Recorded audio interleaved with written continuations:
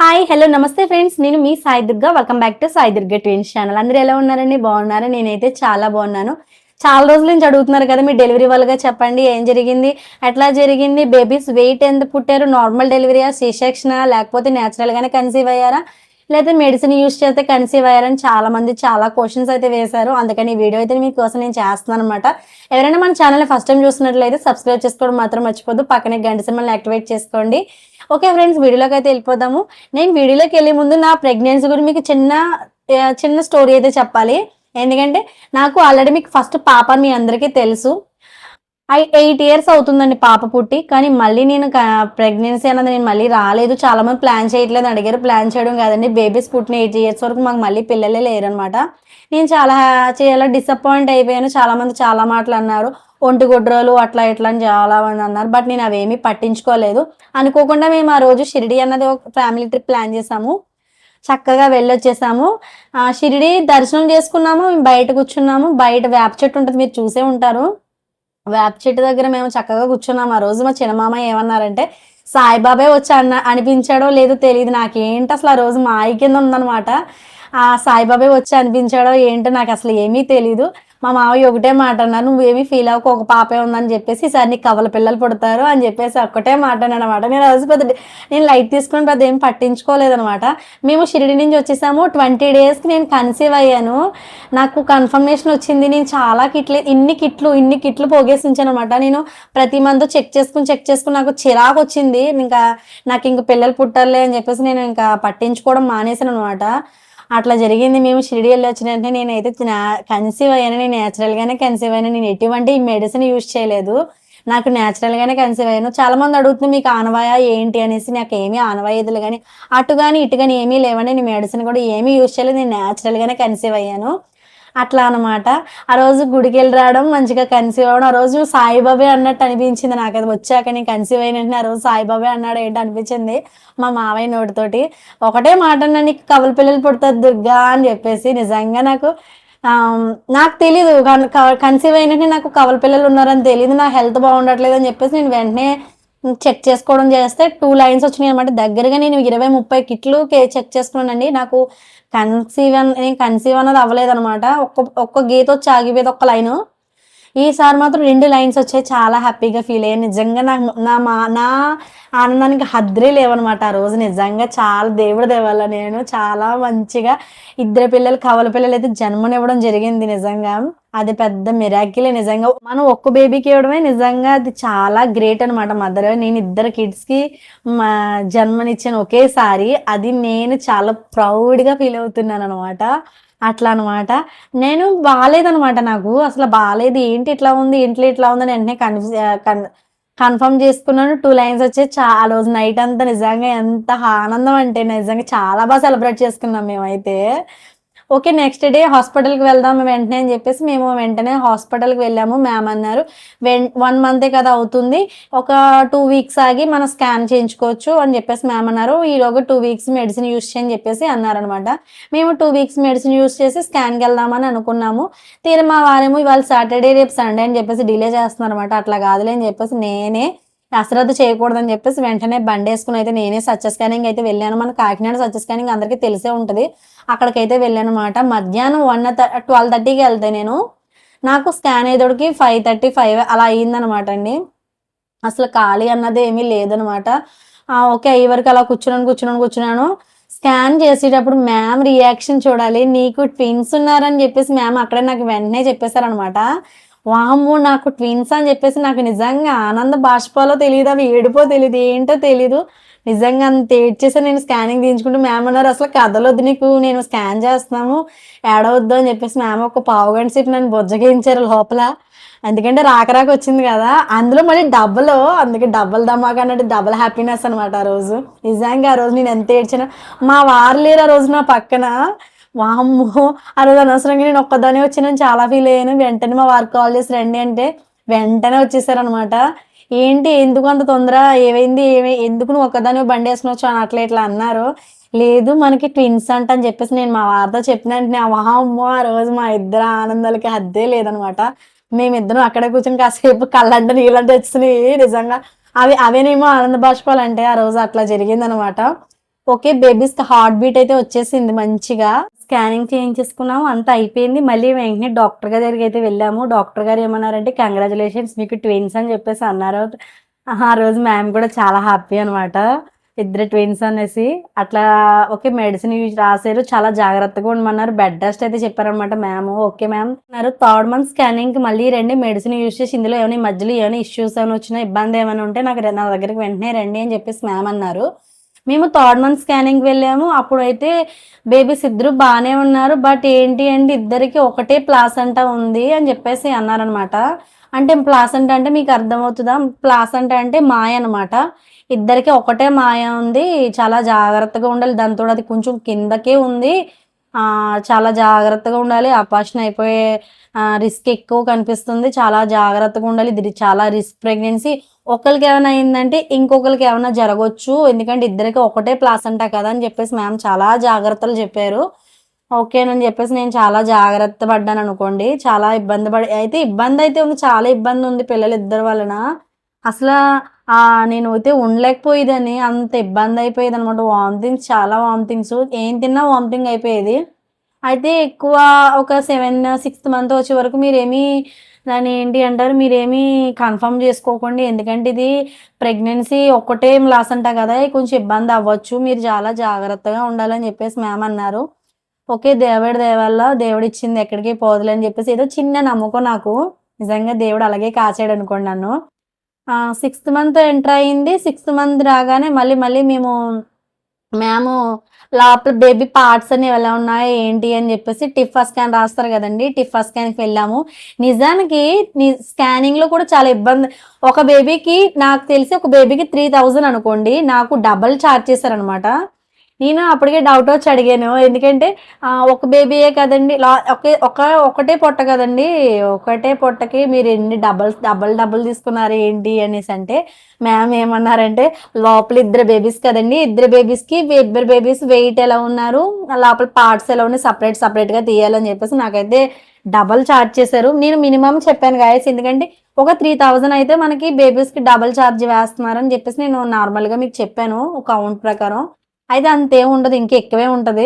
నాకు నిజంగా స్కానింగ్లకి medicine ఇన్నట్లకి 1 lakh దాటిందంటే మీరు నమ్ముతారా? అంత అమౌంట్ అయ్యింది నిజంగా. ప్రెగ్నెన్సీ నేను అన్ని మెడిసిన్ యూజ్ చేసిన నా లైఫ్లో ఇదే ఫస్ట్ టైం అయి ఉంటుంది నేను ఇంత మెడిసిన్ యూజ్ చేయడం. ఎందుకంటే నా పిల్లల కోసం నాకు కావాలి కాబట్టి నేను ఎంత కష్టమైనా చాలా మెడిసిన్ యూజ్ చేసి మా పిల్లలిద్దరిని మంచిగా కడుపులో మంచిగా పెంచాను అనమాట. వాళ్ళకి ఇష్టమైనవి అన్ని తిని కక్కుకుని అట్లా అనమాట. 7th మంత్ కంప్లీట్ అయింది. మ్యామ్ అన్నారు, ఏ టైంలోనైనా డెలివరీ అవ్వచ్చు, నువ్వు ఎక్కువ ఒంగుని పని చేయడం, నుంచుని పని చేయడం ఏమీ చేయకు, వీలైనంత మట్టుకు మంచిగా రెస్ట్ తీసుకోమని చెప్పేసి మ్యామ్ అన్నారన్నమాట. ఎందుకంటే బేబీస్ వెయిట్ పెరిగిపోయారు కదా, అందువల్ల వెయిట్ పెరిగిపోవడం వల్ల నీకు ఏ టైంలోనైనా డెలివరీ జరగవచ్చు, చాలా జాగ్రత్తగా ఉండాలని మ్యామ్ అయితే చెప్పారు. ఓకేనని చెప్పేసి జాగ్రత్తగా ఉండండి ఎక్కడ అవుతుందండి, ఎందుకంటే ఒక పాప ఆల్రెడీ ఉంది, దానికి క్యారేజీ ప్రిపేర్ చేయాలి, ఇంట్లో పని తెలిసిందే కదా, అంత దేవుడి మీద భారవేసి మంచిగా పనులు చేసుకునేదాన్ని. నిజంగా అంత పనులు చేసుకున్నాను కాబట్టి నిజంగా నేను 9th మంత్ వరకు ఆగాను, లేకపోతే నిజంగా పడుకుని ఉంటే ఏమో ఏంటో తెలియదు నాకు. నిజంగా నేను డెలివరీ ముందు కూడా నేను పైకి 2 floors బట్టలు ఆరేయడానికి అయితే వెళ్ళాను అనమాట. బకెట్ బట్టలు మోసుకొని, ఇక్కడ బరువు అయితే పొట్టలో చేతిలో బకెట్లు మోసుకుని వెళ్ళేదాన్ని బట్టలు. మరి ఎందుకంటే ఎవరో చేసిన వాళ్ళు లేరు, అందుకే నేనే చేసుకుని, నాకు తప్పలేదు కానీ చేసుకున్నాను. అట్లా చేశాను అనమాట, బకెట్లతో బరువులు మోసి. కానీ దేవుడి దయ వల్ల మంచిగా బేబీస్ అయితే మంచిగానే పుట్టారు. ఓకే, 8th మంత్ కంప్లీట్ అవ్వచ్చింది. ఫోటోషూట్ చేయించుకున్నాము. మంచిగా ఫోటోషూట్ చేయించుకున్నాక మేము 8th మంత్ కంప్లీట్ అవుతుంది, మెడిసిన్ అయిపోయింది, చెకప్ అని చెప్పేసి మేము 8th మంత్ కంప్లీట్ అవుతుందనగా హాస్పిటల్కి వెళ్ళాము. హాస్పిటల్కి వెళ్ళగానే మ్యామ్ ఏమన్నారంటే, వామ్మో చాలా బీపీ ఉంది, నువ్వు ఎందుకు అంత బీపీ పెరిగిపోయింది నీకు, అట్లా ఇట్లా అన్నారనమాట. లేదు మ్యామ్ నేను ఏమీ తినలేదు, ఏమీ చేయలేదు కూడా. తిన్న వాళ్ళు కాదు, ఎందుకు టెన్షన్ పెట్టుకుంటున్నావు నువ్వు అనేసి అన్నారనమాట. నేను ఏ టెన్షన్ పెట్టుకోవాలి, బట్ తమ్మి బరువు అయిపోయింది కదా, నాకు బీపీలోకి అయితే వెళ్ళిపోయాను, బీపీ వచ్చింది అనమాట. ప్రెగ్నెన్సీలో ఏమీ లేదు, థైరాయిడ్ షుగర్ ఏమీ లేవు, కానీ బీపీ అయితే వచ్చింది. అది లాస్ట్ మినిట్లో వచ్చింది. ఇమీడియట్గా మీరు ఎలా హాస్పిటల్లో జాయిన్ అవ్వాలని చెప్పేసి మ్యామ్ అన్నారు. ఎందుకంటే అదేంటి బీపీ ఉండడం వల్ల బేబీస్ కడుపులో ఇబ్బంది అవుతుందంట, అందుకని చెప్పేసి నేను ఆ రోజు జాయిన్ అయ్యాను. 8th మంత్ కంప్లీట్ అయిపోతుంది అనగా జాయిన్ అయ్యాను. ఒక 2 days నన్ను ఐసీయూలోనే ఉంచేశారు, ఎందుకంటే ఫుల్ బీపీలో ఉన్నాను. ఇంకా నేను నిజంగా చెప్పాలంటే ఆ రోజు నేను బాత్రూంలో కూడా వెళ్ళాననమాట. ఎందుకంటే మ్యామ్ బాత్రూంలో కూడా బెడ్ దిగొద్దని చెప్పేసి నాకు మొత్తం అన్నీ ఫిక్స్ చేశారు. యూరిన్ బ్యాగ్‌లు అవన్నీ సెట్ చేశారనమాట. మంచి చిరాకొచ్చేసింది. ఫుల్ బీపీ సెలైన్స్ ఎక్కుతూనే ఉన్నాయి. ఒక 2 డేస్. 2 డేస్ తర్వాత నాకు నార్మల్ డెలివరీ ట్రై చేయడానికి ట్రై చేశారు. బీపీ కంట్రోల్‌లోకి వస్తదని చూసాను కానీ కంట్రోల్‌లోకి రాలేదు. ఓకే. ఫస్ట్ ఎలాగో నార్మల్ డెలివరీ కదా అని చెప్పేసి నాకు నార్మల్ అయితే ట్రై చేశారు. బట్ నార్మల్ డెలివరీ ఎంత ట్రై చేసినా నాకు నార్మల్ డెలివరీ అన్నది అవ్వలేదు.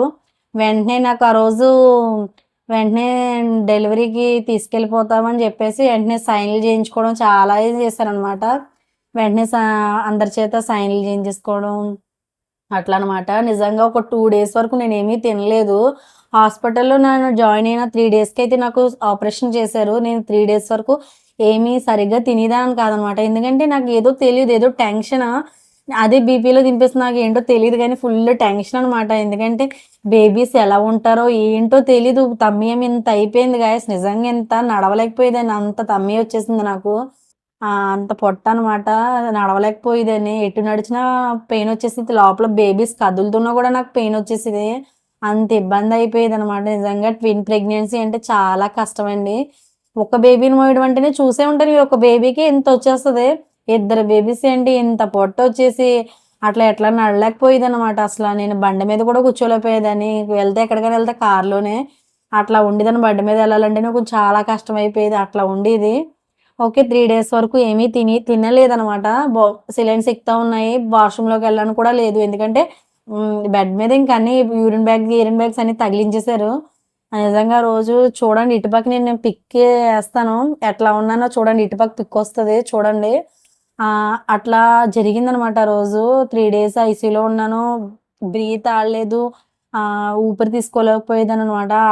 అట్లా ఉండేది నిజంగా. నిజంగా నేనే పోతానేమో అనిపించేసింది నాకు ఆ రోజైతే మాత్రం.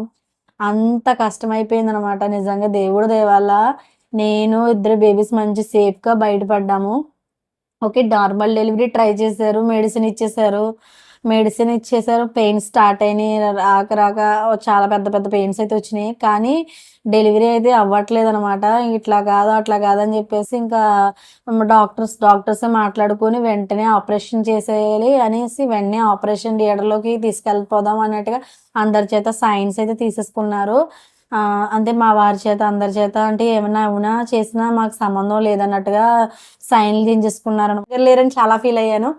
కానీ ఏంటో తెలీదండి. మా పెద్దమ్మకి ఎంత పనుంటదో నిజంగా ఎంత పనుండేదో, అంత పనిలో గూడా చక్కగా నా దగ్గర 3 డేస్, 4 డేస్ డెలివరీ అవ్వకముందు నుంచి పాపం నా దగ్గరే ఉందనమాట. నైట్ అయితే పాపం మార్నింగ్ అయితే తెలిసిందే గదా! పల్లెటూరులో గేదెలు ఇవన్నీ ఉంటాయి. అట్లా పనంతా చూసుకొని నా దగ్గరికొచ్చి పాపం నైట్ అంతా తనే ఉండేదనమాట మా పెద్దమ్మ.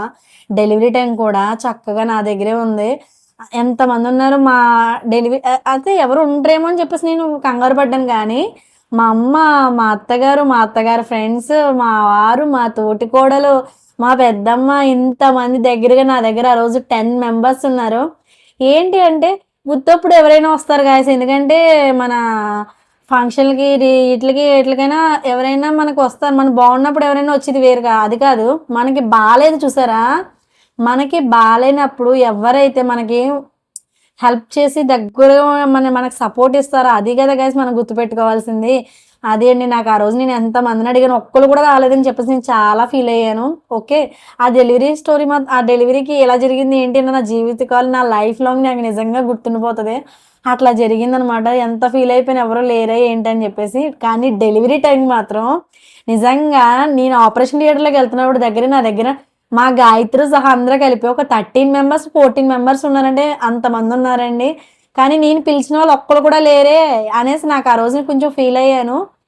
ఓకే. డెలివరీ అయ్యాక చూడడానికి వస్తారనుకోండి అది కాదు. కానీ బాలేనప్పుడు కదా కొంచెం సపోర్ట్‌గా ధైర్యంగా పక్కన నించోవాలి.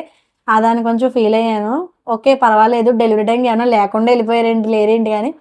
ఆ రోజు నాకు ఆపరేషన్ థియేటర్‌లోకి ఈవినింగ్ 6:30, 6 కల్లా నన్ను ఆపరేషన్‌కి రెడీ చేసేసారనమాట. బేబీస్‌ని రెడీ చేసేసి బేబీస్ పెట్టుకోవడానికి ఇక్కడ బాక్సులు రెడీ చేస్తారు కదా! అవన్నీ రెడీ చేశారు.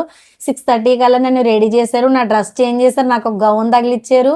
చక్కగా ఆపరేషన్ థియేటర్‌లోకి తీసుకెళ్ళిపోయారనుకోండి.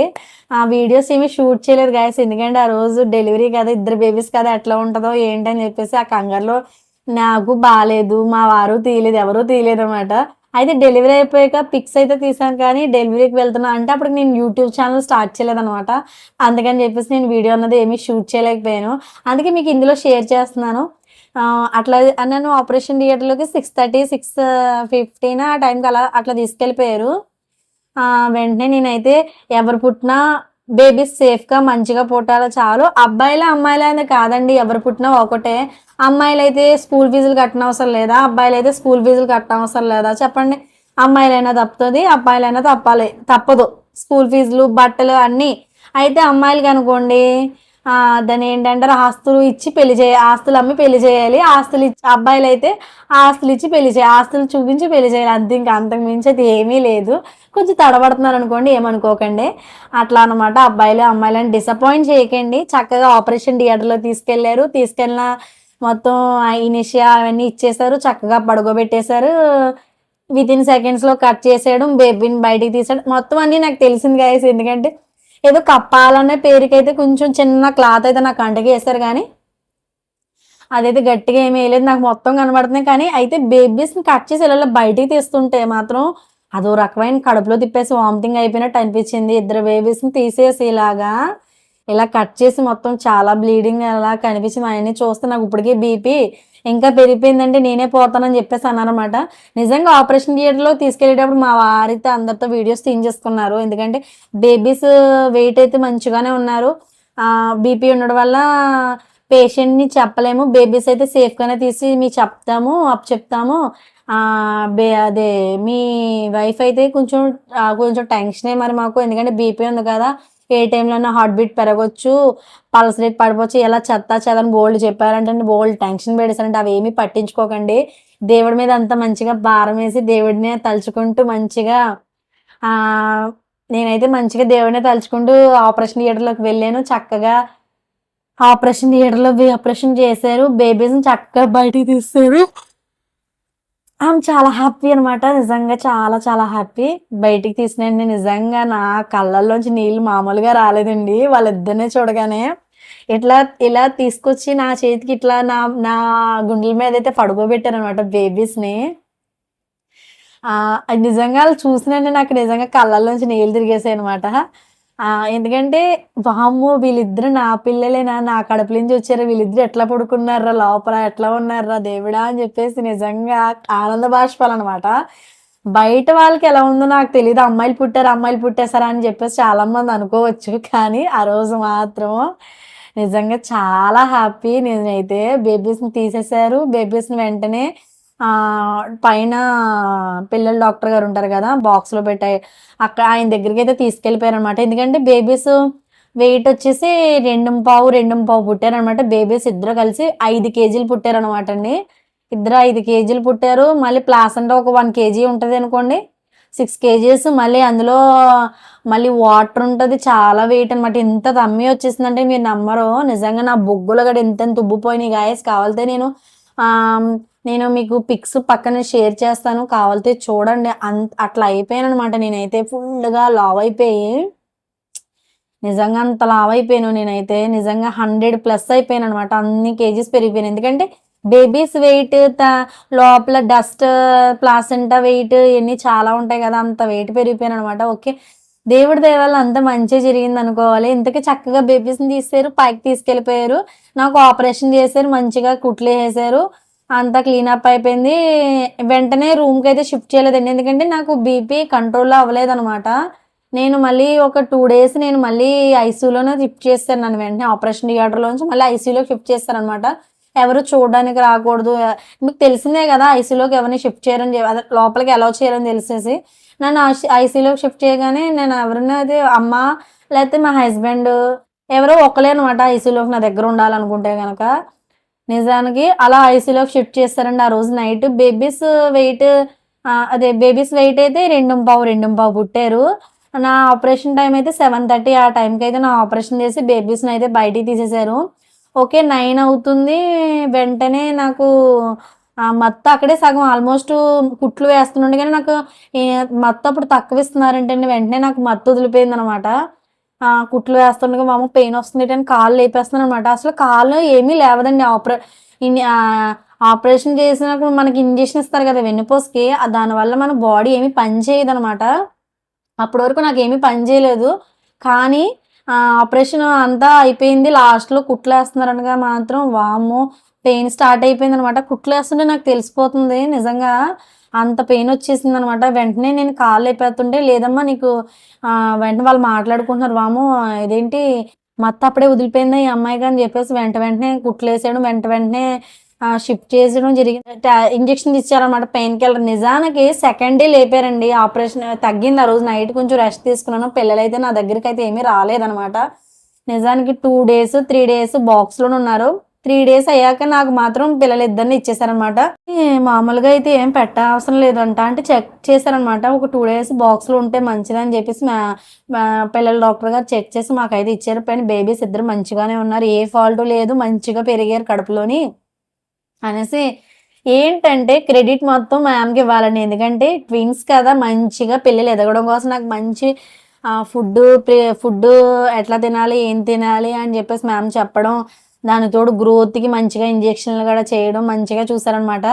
నిజంగా క్రెడిట్ మొత్తం నా చందమామ డాక్టర్ గారికే ఇవ్వాలి. ఎందుకంటే మ్యామ్ వల్లే నేను మంచిగా పిల్లలిద్దరిని చూ లోపల మంచిగా ఉన్నారంటే మ్యామ్‌దనమాట క్రెడిట్ మొత్తం. అట్లా జరిగింది. 2 డేస్ అవుతుంది. ఐసీయూలో నుంచి బీపీ కంట్రోల్‌లోకి వస్తుందని జెప్పేసి నాకు వార్డ్‌కైతే షిఫ్ట్ చేశారు. నన్నైతే 3 డేస్‌కి నన్ను వార్డ్ షిఫ్ట్ చేశాక కూడా పిల్లల్ని కూడా బాక్స్‌లోంచి అయితే ఇచ్చేసారు. థర్డ్ డే అయితే నేను సెకండ్ డే లేపుతారండి. ఆపరేషన్ అయిపోయాక సెకండ్ డే లేపుతారు. మంచిగా కడుపులో నొప్పి మామూలుగా రాదనమాట. నేనైతే ఇద్దరు సపోర్ట్ తీసుకొని లేచాను. ఆ నడక మామూలుగా అంత చాలా కష్టమండి. కట్ చేసి ఉంచుతారు కదా! లేవాలంటే నిజంగా ప్రాణం పోయినట్టు అనిపిస్తది. ఆపరేషన్ నార్మల్ డెలివరీ అయితే నాకు తెలుసు. ఎందుకంటే నాకు ఫస్ట్ పాప నార్మల్ డెలివరీ అని మీకు కూడా తెలుసు. వెంటనే నేను డెలివరీ మార్నింగ్ 10:30 ఆ టైంకి అయితే నేను 12:30, 1 కల్లా లేచి నడిచేసాననమాట. నార్మల్ డెలివరీ అంత బాధ అనిపించలేదు. అప్పటికప్పుడు ఉంటది బాధ, ఉండదని నేను అనట్లేదు. నార్మల్ డెలివరీ అప్పటికప్పుడు బాధ ఉంటది. కానీ డెలివరీ అయ్యాక అంత బాధ ఆపరేషన్‌కి మాత్రమే ఉంటదండి. అంత బాధపడిపోయాను. సెకండ్ డే లేపుతున్నా కూడా నేను లేవలేకపోయాను. ఎందుకంటే నేను ఫుల్ వెయిట్ పెరిగిపోయాను. నా బాడీ నిండా వాటరే ఉందనమాట ఆ రోజు. అసలు నడవలేకపోయాను.